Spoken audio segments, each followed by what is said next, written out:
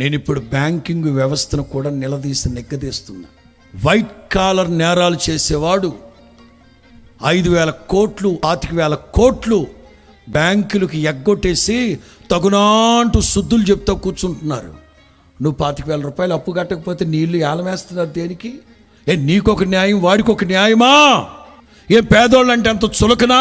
పేదోళ్ళని బ్రతకనివరా రాష్ట్రంలో దేశంలో?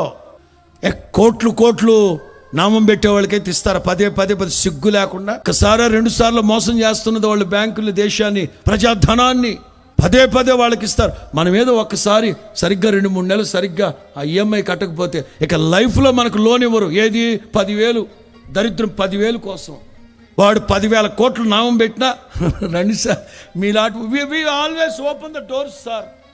ఏం వ్యవస్థలండి వాళ్ళని కనికరించినట్లే మా వాళ్ళను కూడా కనికరించాయా?